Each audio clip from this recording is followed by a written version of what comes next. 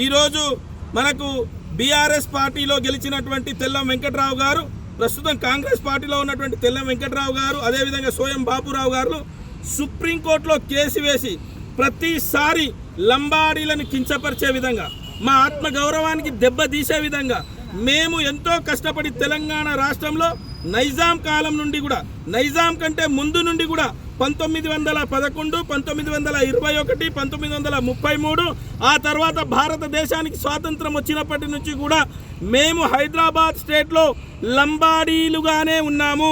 ఈ లంబాడీలు ఎస్టీ జాబితాలోనే ఉంది.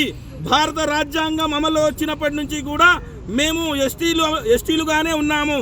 ఏదైతే హైదరాబాద్ సంస్థానం ఉందో, హైదరాబాద్ సంస్థానం భారతదేశంలో విలీనమయ్యే వరకు కూడా మేము ఎస్టీలుగానే ఉన్నాం. కానీ దురదృష్టవశాత్తు ఈరోజు ఏంటంటే కావాలని చెప్పేసి వారి రాజకీయ స్వప్రయోజనాల కొరకు ఓన్లీ సోయం బాపురావు మరి తెల్లం వెంకట్రావు రాజకీయ భవిష్యత్తు కొరకే.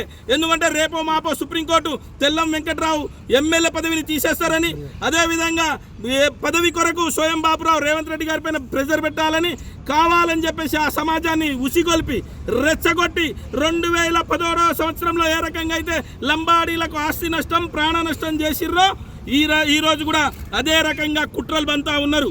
అందుకు ప్రశ్నిస్తా ఉంది, ఈ రోజు ఆ పార్టీని కూడా ప్రశ్నిస్తా ఉంది.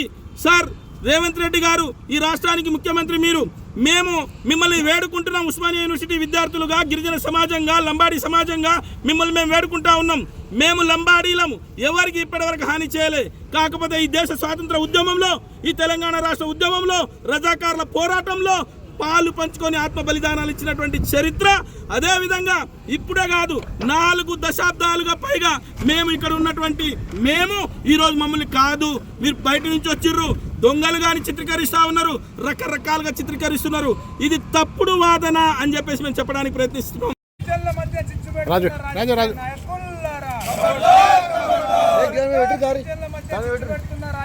నాయకులారా